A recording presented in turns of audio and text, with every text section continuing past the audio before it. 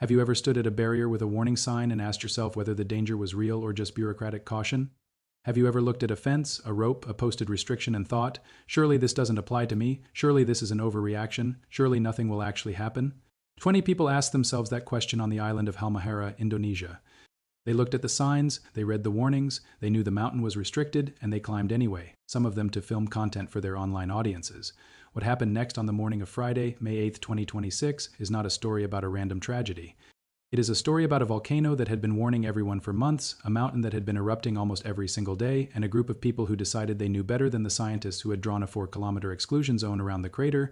This is the story of Mount Dukono, and it is one of the most devastating and preventable disasters of 2026 so far. The island of Halmahera sits in Indonesia's North Maluku province, a remote and spectacular archipelago in the eastern part of the country. Mount Dukono rises nearly 1,355 meters, roughly 4,445 feet above the jungle and the black lava fields surrounding it, and here is something that every scientist who studies this mountain agrees on: Dukono is not a volcano that hides what it is doing. This mountain has been erupting almost continuously since 1933, not occasionally, not seasonally, continuously. For more than 90 years, Mount Dukono has been one of the most persistently active volcanoes on the planet, producing ash explosions, sulfur dioxide plumes, and periodic violent blasts with a regularity that has made it one of the most closely monitored volcanoes in the entire Indonesian archipelago. When you climb Mount Dukono, you are not approaching a quiet mountain with a glorious view. You are walking toward a machine that has been running non-stop for nearly a century. But here is the problem: people kept coming anyway. Since December 2024, Indonesia's Center for Volcanology and Geological Hazard Mitigation, known as the PIVM, had been advising tourists and climbers not to enter within a 4-kilometer radius of the Malyapang crater at the summit of Mount Dukono. That advisory had been in place for over 5 months before Friday's eruption. Then, in late March 2026, everything changed.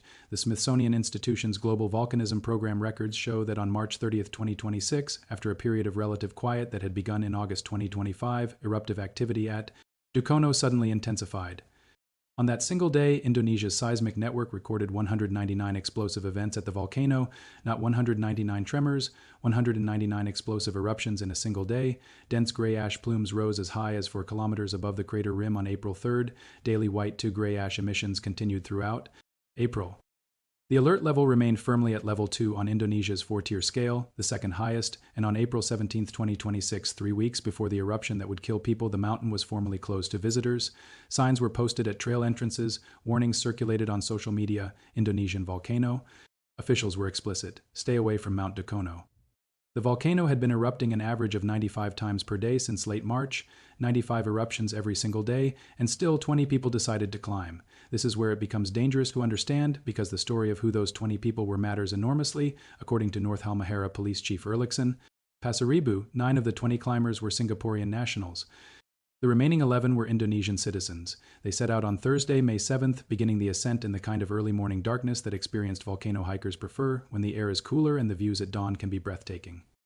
Some of them were part of organized groups, some were guided. The police chief was direct when speaking to Indonesian media afterward about their motivation. Despite warnings on social media and signs posted at the trail entrances, he said, many people remain determined to climb Mount Dukono because they want to create online content. That's it for a moment. They knew the warning signs were there. They read them, and they climbed into a 4-kilometer exclusion zone around one of the world's most active volcanoes because they wanted footage for their social media pages. Now the focus shifts to what the mountain was doing on that very same Thursday evening, because this part of the story has a witness. Alex Janggu is a 48-year-old Indonesian mountain guide who has been leading climbers up Dukono for years. He knows this volcano. He arrived on the mountain Thursday with 2 German tourists, and from the moment he got there, something felt wrong. He described the volcano as acting a bit strange. He told AFP news agency by telephone from his hotel afterward that it was the first time he had ever seen Dukono so quiet, and in his years of experience guiding people up this mountain, he understood what that silence meant. He told his German clients directly, a major eruption is going to happen because the volcano is accumulating pressure at the bottom of the crater. He was not guessing. He was reading the mountain the way experienced guides learn to read it, through the absence of its normal behavior rather than through its presence. Janggu flew a drone over the crater to inspect conditions from the air. What he saw confirmed his fear. He told CNN the crater was filled with volcanic material in a way that was not normal. Then, while he was still processing that observation, he heard 2 explosions. Shortly afterward, he looked down the trail and saw what he described as another group of hikers making their way toward the crater rim, not away from it. Toward it, some of them were already close to the edge. Others, he said, were filming for content. He gave the order to run.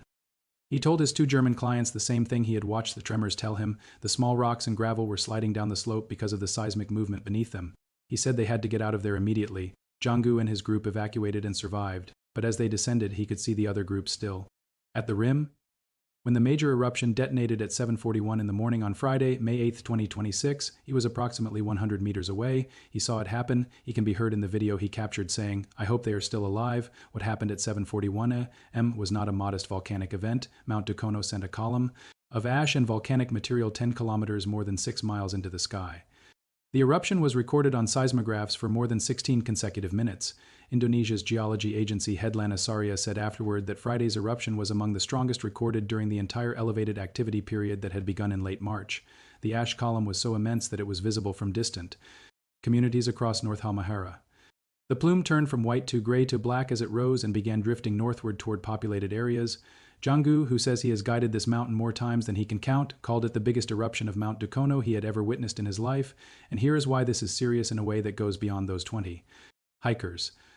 Dukono had not erupted for several days immediately before the May 8th blast. That silence, the same quiet that Jong-gu had noticed and flagged as a danger sign on Thursday, is a recognized pattern in volcanological behavior. When a persistently active volcano goes quiet, it can mean one of two things: activity is genuinely decreasing, or pressure is building. A volcano that erupts constantly is, in a paradoxical way, releasing stress incrementally.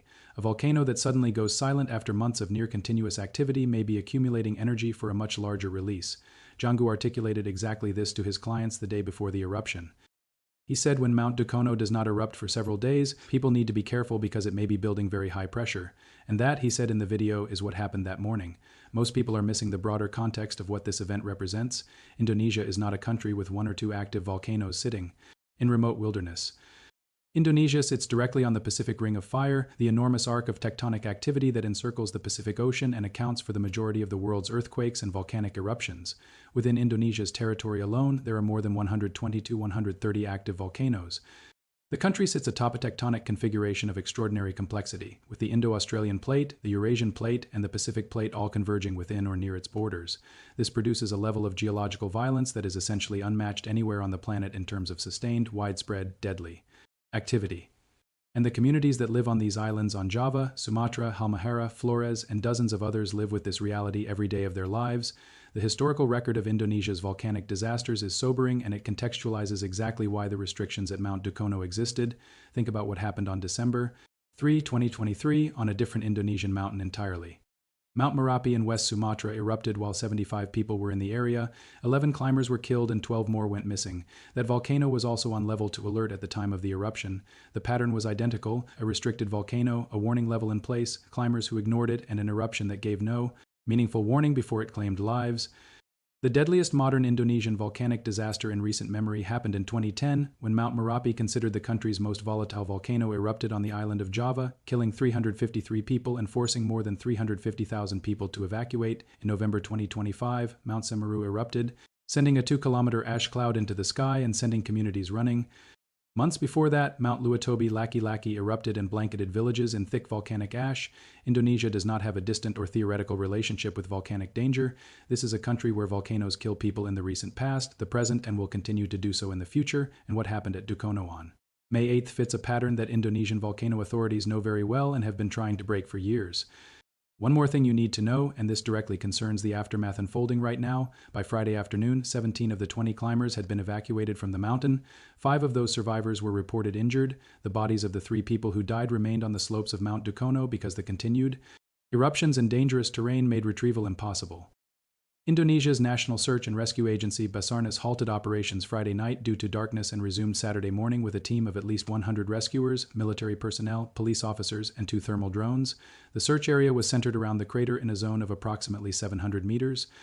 The 3 victims were identified as 2 Singaporean nationals, a 30-year-old man and a 27-year-old man, and an Indonesian woman from the city of Ternate, which is in the same North Maluku province as Mount Dukono. The Singapore Ministry of Foreign Affairs confirmed it was working with Indonesian authorities to provide consular assistance to the affected families. As of Saturday, May 9th, only the body of the Indonesian woman had been retrieved and confirmed deceased.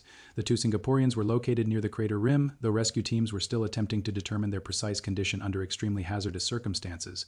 But that is not the real story of what continues to unfold. Dukono has not stopped erupting. The mountain continues to rumble with what Alex Jongu described as a supersonic sound. The ash plume drifting northward is raising health concerns and disrupting transportation in and around the town of Tabello, the nearest significant population center. Tabello sits roughly 15 kilometers northeast of the volcano. Ashfall of varying thickness is expected to affect several communities in the surrounding region. Indonesian authorities are warning residents in the path of the ash drift to take precautions, protect their respiratory health, and follow official guidance as the situation continues to evolve. The GDAX, the Global Disaster Alert and Coordination System, issued an overall orange alert level for the Dukono eruption, reflecting the significance of the event and its potential for ongoing impact on surrounding populations. The guide who led the group of hikers into the restricted zone, along with a porter, was taken to the police station by North Halmahera authorities. The police chief said they could face criminal charges for taking people into a formerly banned area. This aspect of the story carries implications that extend well beyond this specific event. Indonesia has struggled with the challenge of enforcing exclusion zones around active volcanoes for years. Alex Jongu himself noted the fundamental enforcement problem clearly. At Mount Dukono, there is no security post controlling entry or exit routes and no forest police preventing people from climbing. The signs are there, the online warnings are there, the advisory from the Volcanology Center has been there since December 2024. But without physical enforcement, a sign is only as effective as the willingness of the person reading it to take it seriously. And the police chief's words cut to the heart of what makes this incident so troubling. He said local residents understand the danger and don't want to climb. It is the tourists, he said, many of them foreign visitors, who are determined to go anyway, driven by the desire to create content. This distinction matters. The communities that live in the shadow of these volcanoes have developed a generational understanding of what these mountains can do. They have watched the ash fall, they have evacuated, they have attended funerals. The tourists who arrive from Singapore, from Germany, from across Indonesia's own cities often carry a different relationship with the danger. The mountain looks dramatic in photographs, the crater rim produces extraordinary footage. The restricted zone adds an edge of transgression that, in the vocabulary of social media content, translates directly into views, engagement, and a sense that the creator is doing something extraordinary. What the volcano does not care about is views, it does not care about follower counts, it does not calibrate its eruptions to the timing of a content creator's video upload schedule. Mount Dukono has been erupting since 1933. It erupted before social media existed. It erupted before the internet existed. It will erupt long after every platform currently competing for attention has ceased to exist. And on Friday morning at 7:41 local time, it erupted while people were standing at its rim with cameras pointed at it in a zone that scientists had formally declared dangerous since December of last year and formally closed since April 17th. The eruption lasted 16 minutes on the seismographs and sent ash 10 kilometers into the stratosphere. For perspective, the eruption column from a volcano reaching 10 kilometers in height is pushing into the lower stratosphere. This is not a moderate volcanic burp. This is a significant explosive event, one confirmed by the head of Indonesia's own geology agency as among the strongest eruptions recorded during the elevated activity period that began nearly 6 weeks earlier. Think about what those 16 minutes looked like from the crater rim. Volcanic explosions at Dukono produce what seismologists categorize as strombolian eruptions, blasts that throw lava bombs, incandescent rock fragments, and scorching ash outward from the crater. The lava bombs that Dukono is known to produce can land like weapons on the slopes. Previous visitors to this mountain, in travel accounts written before the current restricted period, noted seeing fresh lava bomb craters on the slopes of the crater rim. These are not metaphorical hazards. They are rocks the size of vehicles, heated to temperatures that incinerate whatever they contact, launched ballistically from. An explosion driven by magmatic pressure built over days of silence. The group that was at the crater rim at 7:41 in the morning of May 8th had no meaningful warning before the blast began. The mountain simply opened up. Jongu said he panicked when he saw the eruption engulf the area where the hikers had been standing. He thought they had all died. The fact that 17 of the 20 survived is in some respects astonishing, a function of the specific direction of the blast, the topography of the crater, and the speed with which some managed to move once the eruption began. 3 did not make it. Their bodies spent Friday night and Saturday morning on an active, still erupting volcano, unreachable by rescue teams because the mountain was still producing conditions too dangerous for human entry. This is the cost. Not just 3 lives, as devastating as each of those is. The cost also includes the 5 injured survivors who descended with burns, lacerations, and breathing injuries from volcanic ash inhalation. It includes the 100 rescuers, soldiers, and police officers who were deployed into dangerous terrain while Dukono continued erupting. It includes the family members in Singapore and internate and across Indonesia who learned on Friday that someone they loved had decided to ignore a restricted zone warning and would not be coming home. It includes the guide who now faces potential criminal charges. It includes the communities near Tabello who are now breathing volcanic ash and watching the sky to the south. All of this flows from a decision made by 20 people who read a sign that said the mountain was closed and decided that the content they could create from the crater rim was worth more than the restriction in front of them. Indonesia's volcanological community has been sounding this alarm for years, and what happened at Dukono this Week is a chapter in a longer story that shows no signs of ending. The 2023 Mount Merapi disaster followed an almost identical script: level 2 alert, restricted zone, climbers who went anyway, and eruption deaths. In that case, the death toll was 11. The pattern repeats because the underlying behavior repeats.